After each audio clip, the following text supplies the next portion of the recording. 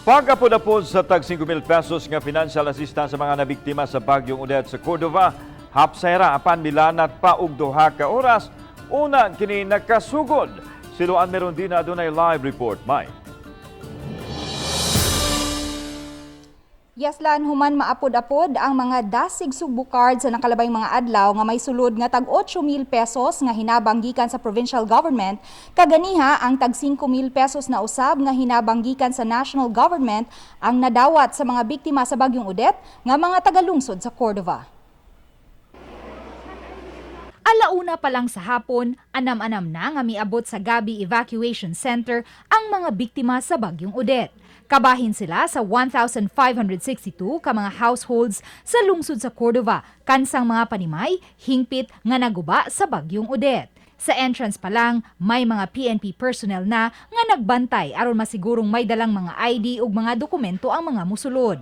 Hanay usab ang pagpalingkod kanila aron mapatuman ang physical distancing. Apan milanat og duha ka oras, una pa nakasugod ang pagpang-apod-apod sa tag 5,000 pesos kay tagsa-tagsa nga mipasabot ang mga konsihal kabahin sa pagpalabang sa budget alang sa ayuda. May mga konsihal usab nga daw milakbit pa sa pagpahinumdum sa umaabot piniliay. Kung doon ang magaling ng makol, na lahat Adunay, upati ninyo, paguin ang tuwing ng 16 kunya sa inyong mga balita.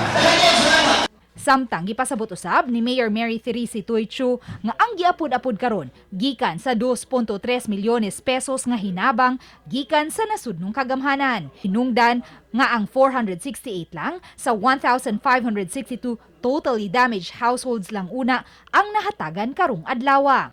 So gipili 468 pa lang. Gipili tong mga 5 members of the family and above. Onya low income nya wala gid.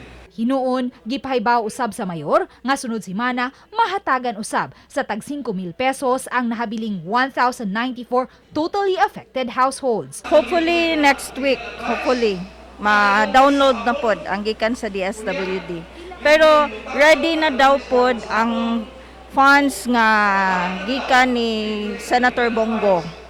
5 million. Ready na. So, amuan na itong i-process para ma-download, mahatag na po ito diri. Lanhayan kun mahataga na sa financial assistance ang tanang mga fully damaged households, isunod usab dayon pagpanghatag ang financial assistance ngadto sa mga partially damaged households. Lan? Daghang salamat, Luan May Rondina.